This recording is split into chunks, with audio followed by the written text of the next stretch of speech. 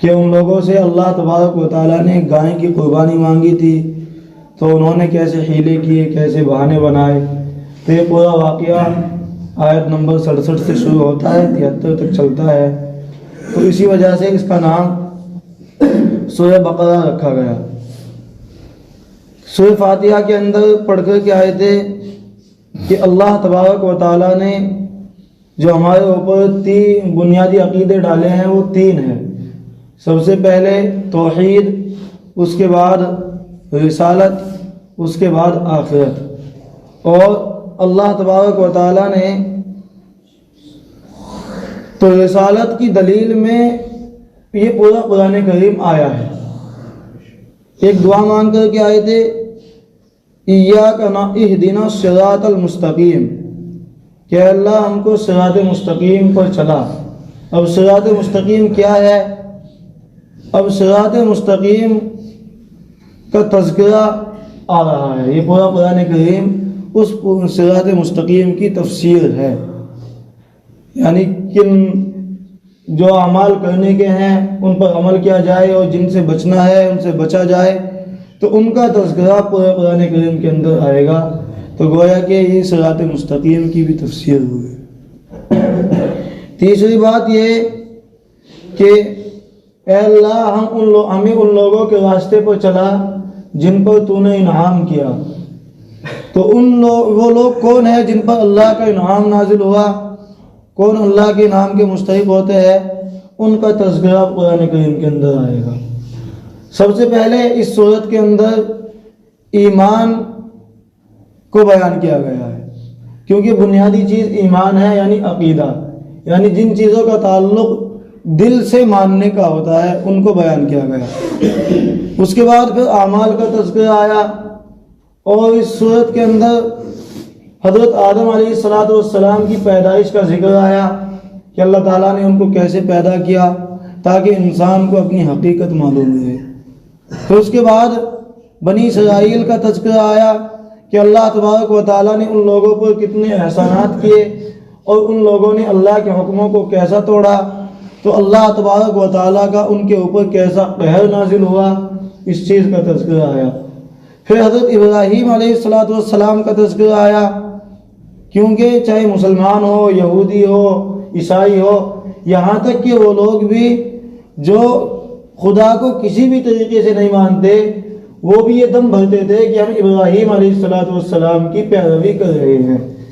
تو اللہ تبارک و تعالیٰ نے فرما دیا کہ ابراہیم علیہ السلام بت پرست نہیں تھے، وہ تو خالص توحید والے تھے. تو حضرت ابراہیم کا تذکرہ بھی آیا. پھر اس میں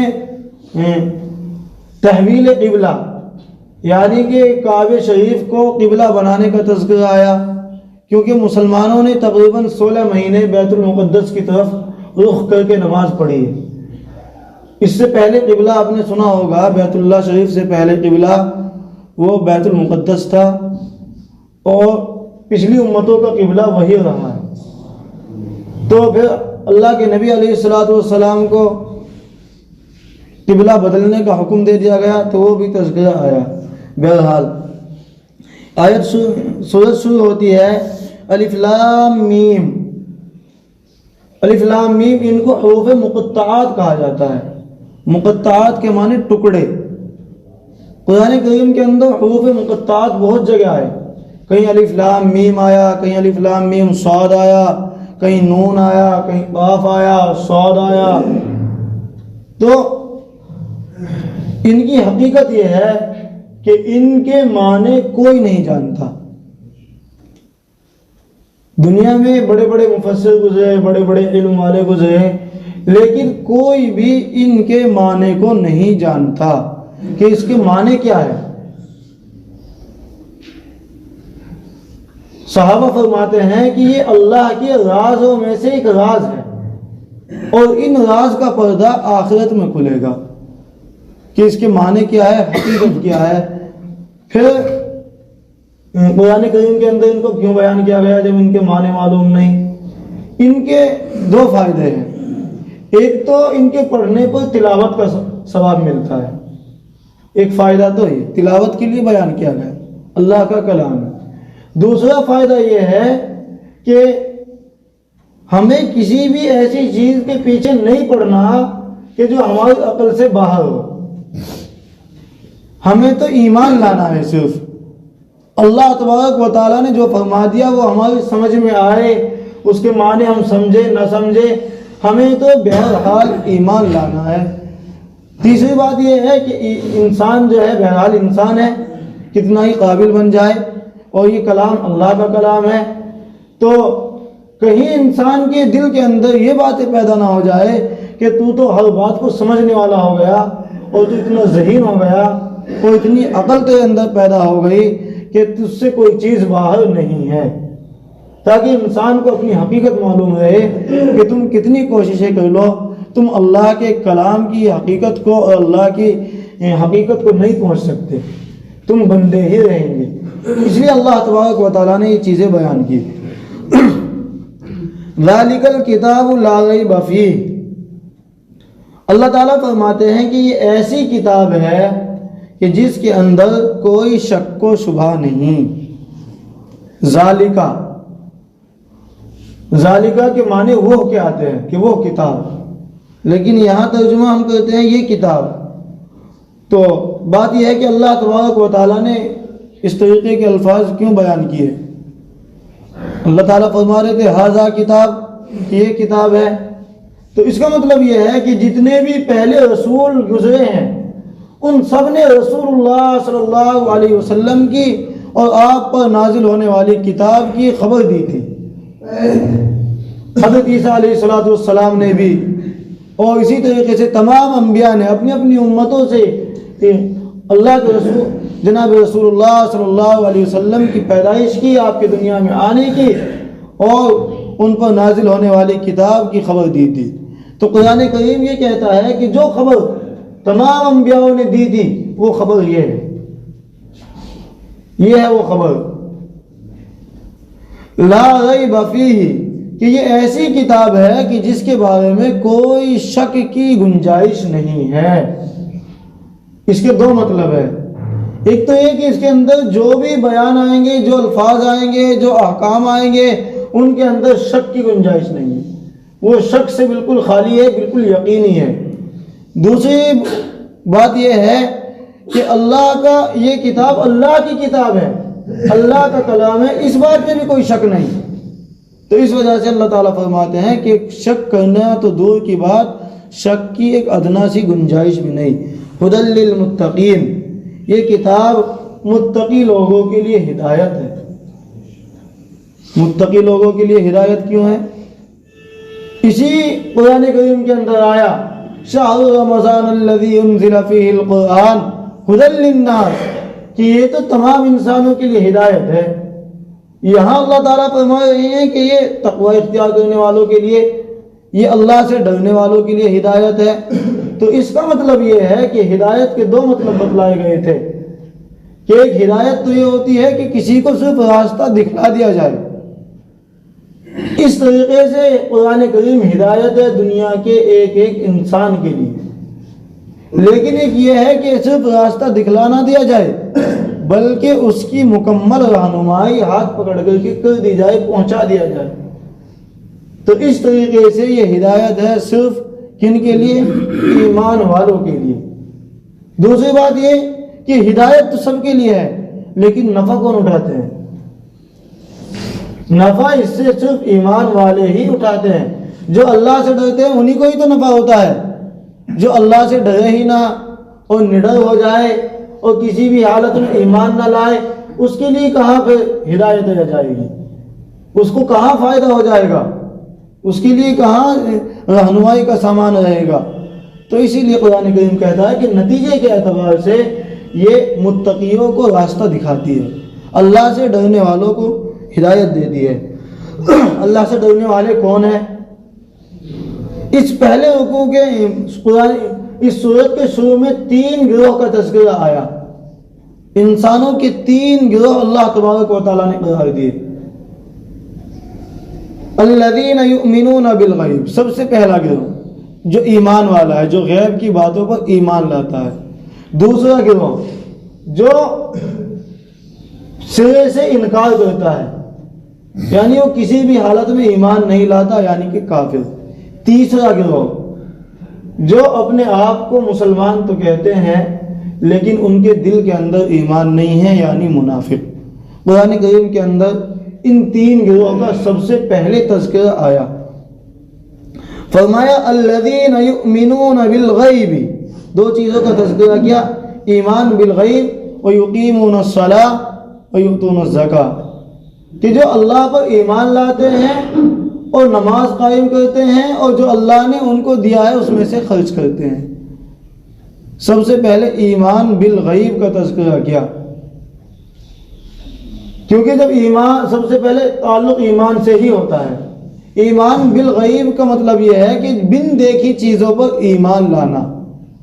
اللہ ایک ہے، ہم نے نہیں دیکھا، لیکن ایمان لانا کیا ہے؟ ضروری ہے۔ آخرت کا آنا یقینی ہے، نہیں دیکھا، لیکن ایمان لانا کیا ہے؟ ضروری ہے۔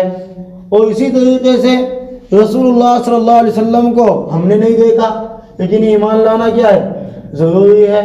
اللہ کی مخلوق فرشتے ہیں، ہم نے نہیں دیکھا، لیکن ایمان لانا کیا ہے؟ ضروری ہے۔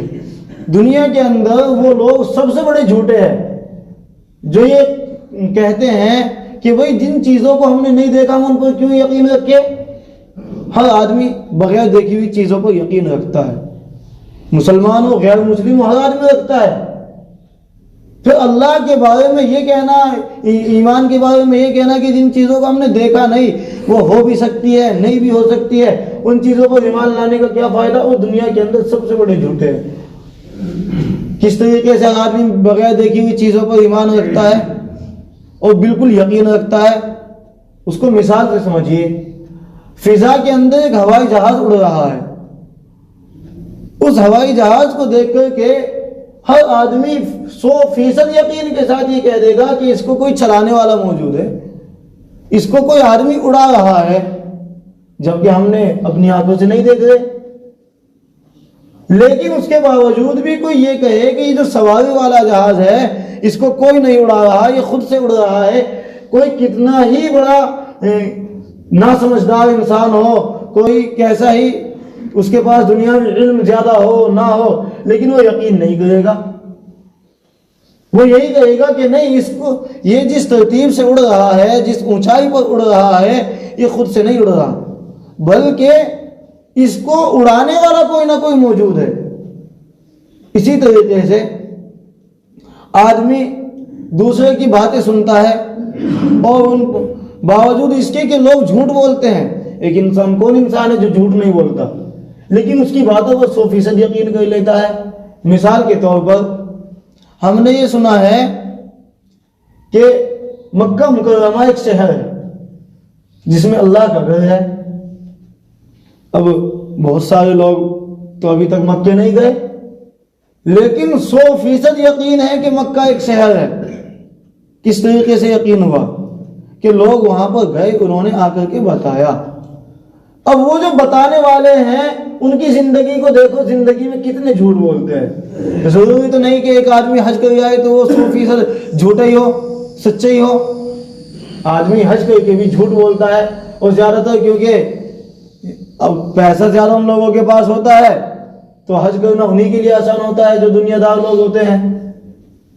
لیکن ہم یقین کرتے ہیں تو پھر جب اللہ تبارک و تعالیٰ نے اس نظام کو بنایا، وہ سورج اپنی جگہ سے نکل رہا ہے، بالکل وقت پر نکلتا ہے، وقت پر چھپتا ہے، اسی طریقے سے آسمان کس طریقے سے اپنے اوپر بغیر ستون کے رکا ہوا ہے، یہ دن اپنے صحیح وقت پر نکلتا ہے، صحیح وقت پر چھپتا ہے، یہ تمام چیزیں ہو رہی ہے، تو پھر یہ ایمان کیوں نہ لایا جائے کہ اس تمام نظام کو چلانے والا کوئی ہے۔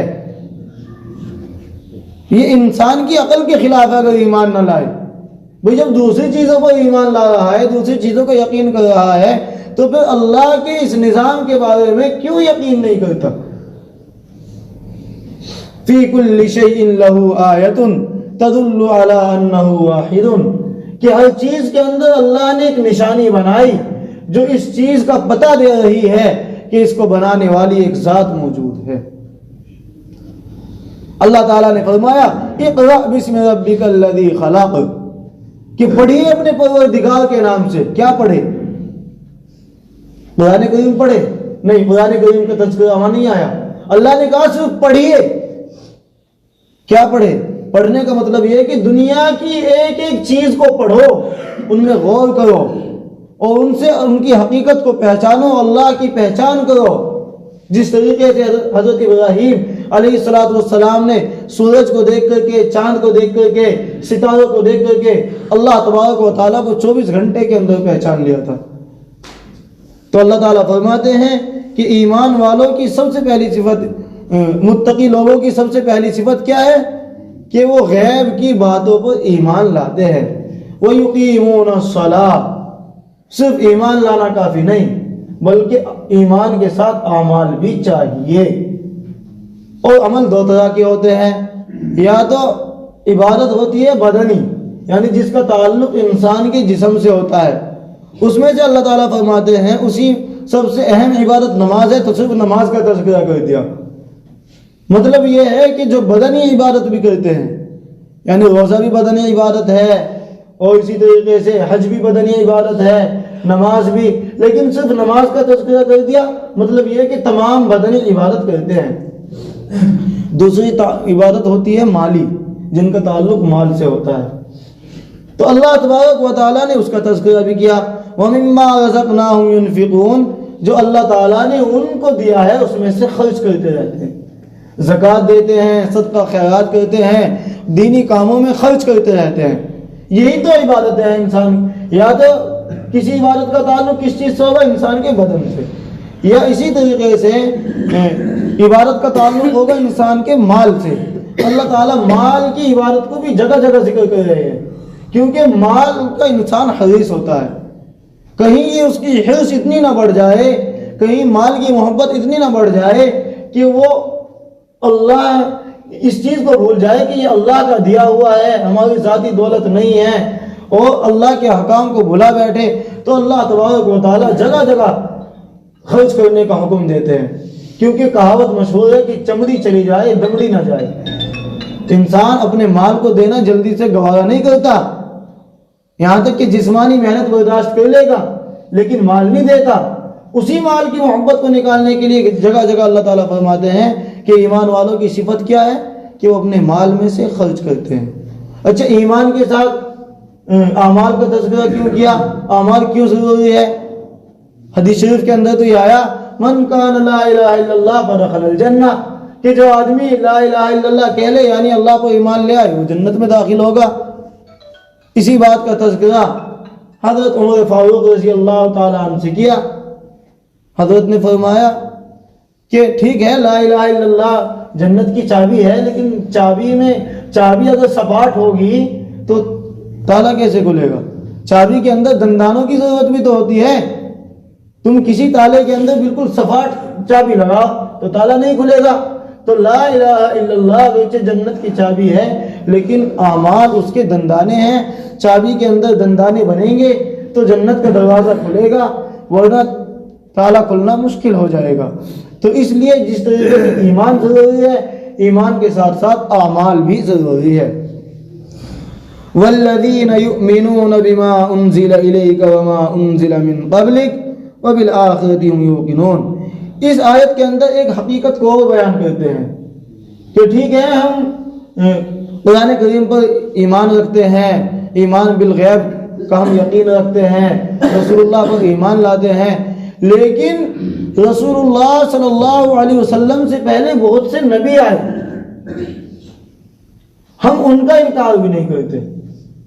ہم جس طریقے سے ہمارا عقیدہ رسول اللہ صلی اللہ علیہ وسلم کے بارے میں ہے، ہم پچھلے نبیوں پر بھی اسی طریقے سے ایمان لاتے ہیں کہ وہ بھی اللہ کے پیغمبر تھے، اور پچھلی کتابوں پر جو اللہ تبارک و تعالیٰ نے نازل کیا ہم ان پر یقین رکھتے ہیں. ہم تورات کو اللہ کی کتاب سمجھتے ہیں، سچی کتاب سمجھتے ہیں. اگر کوئی آدمی یہ کہے کہ تورات اللہ کی کتاب نہیں تھی تو وہ ایمان سے خارج ہو جائے گا. زبور اللہ کی کتاب نہیں تھی تو اس کا ایمان ختم ہو جائے گا. انجیل اللہ کی کتاب نہیں تھی تو ایمان سے ہاتھ دھو بیٹھے گا. لیکن جو ہم اپنا قانون بناتے ہیں وہ قرآن کریم کو بناتے ہیں کیونکہ وہ کتاب صرف ایک زمانے کے لیے تھی، ایک وقت کے لیے تھی. ان کا وقت ختم ہو گیا تو ان پر لوگوں نے ان میں تبدیلی کر دی، ان کو بدل دیا. ان کا وقت ختم ہو گیا تو ہم صرف یقین تو رکھتے ہیں لیکن عمل ان پر نہیں کرتے. عمل ہم قرآن کریم پر کرتے ہیں.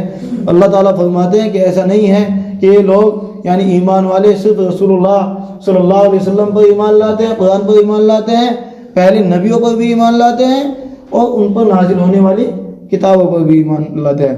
فرمایا والذین یؤمنون بما انزل الیک، کہ ایمان والے وہ لوگ ہیں جو اس کتاب پر ایمان لاتے ہیں جو آپ پر نازل کی گئی، جو آپ پر اتارا گیا. وما انزل من قبلک، اور جو آپ سے پہلے نازل ہوئی، آپ سے پہلے جن کو نازل کیا گیا ان پر بھی ایمان لاتے ہیں. وبالآخرۃ هم یوقنون، اور جو آخرت کا یقین رکھتے ہیں. یہاں آخرت کے یقین کو کیوں بیان کیا گیا؟ کیونکہ ایمان کا، اعمال کا آدمی یہ اسی وقت کرے گا جب آدمی یہ سمجھے گا کہ ہمیں یہ زندگی ختم ہو کر کے اللہ کے سامنے پیش ہونا ہے اور ہمیں اپنے ایمان کا، اعمال کا حساب بھی دینا ہے.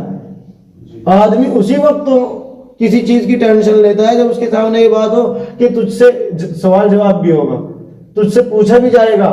تو اللہ تعالیٰ فرماتے ہیں کہ ان چیزوں کا تعلق یہ انسان کے ہر وقت ذہن میں رہے کہ آخرت آنے والی ہے، وہاں سوال و جواب ہوگا. جب یہ ذہن میں آدمی کے بات رہے گی تو ایمان پر بھی ڈٹا رہے گا اور اعمال پر بھی ڈٹا رہے گا.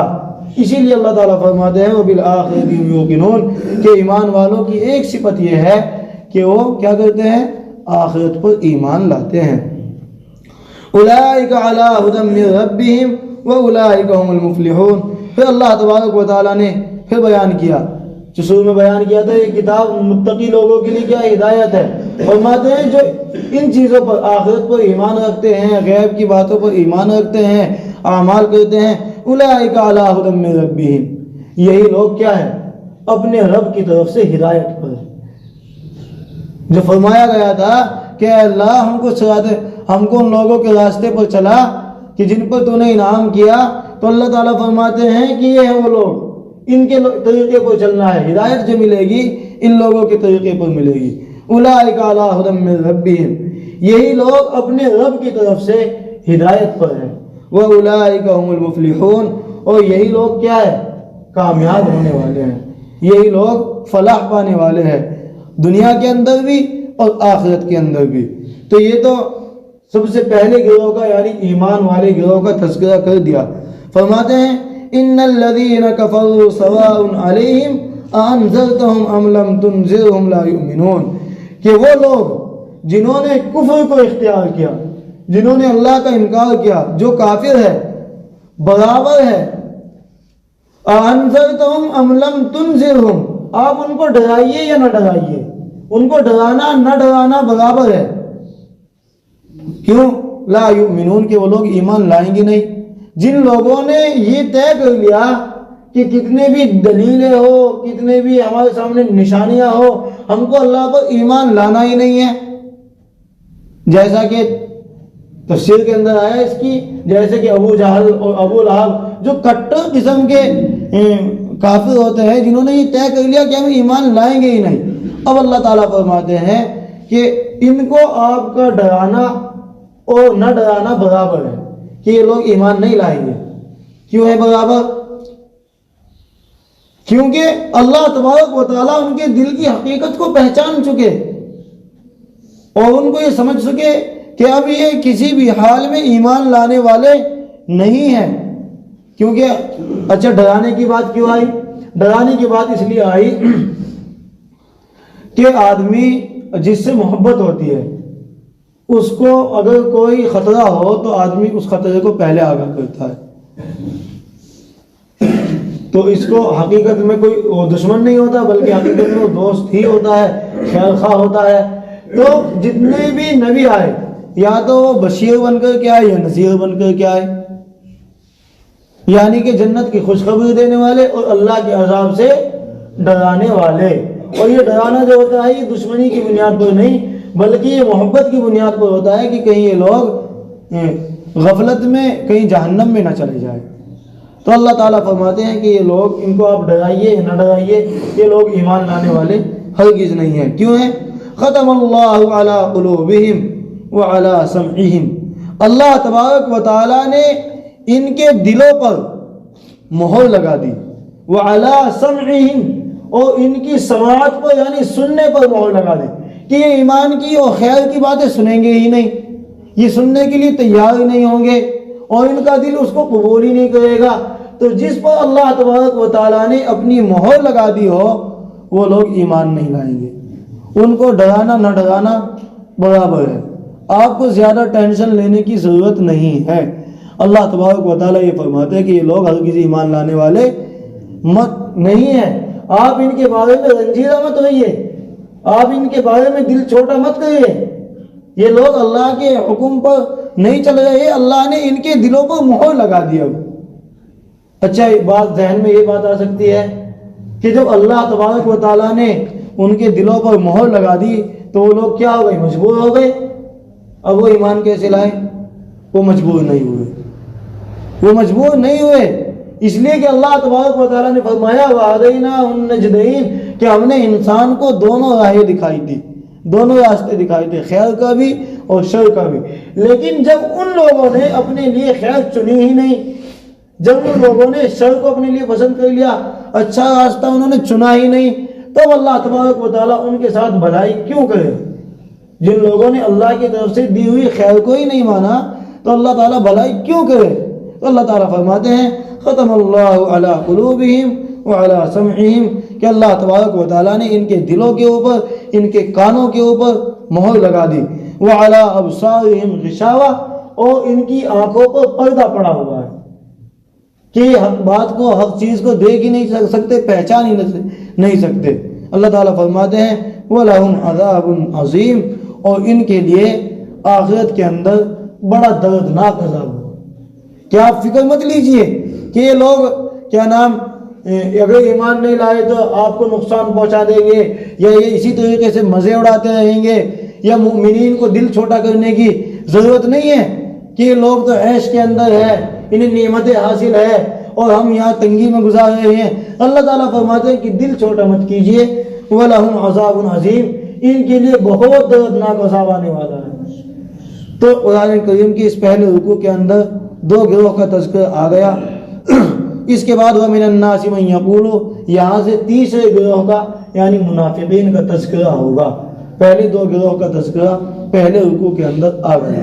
اللہ تبارک و تعالی ہمیں ایمان کی صحیح حقیقت کو اور کفر سے نفرت اور کفر سے بچنے کی توفیق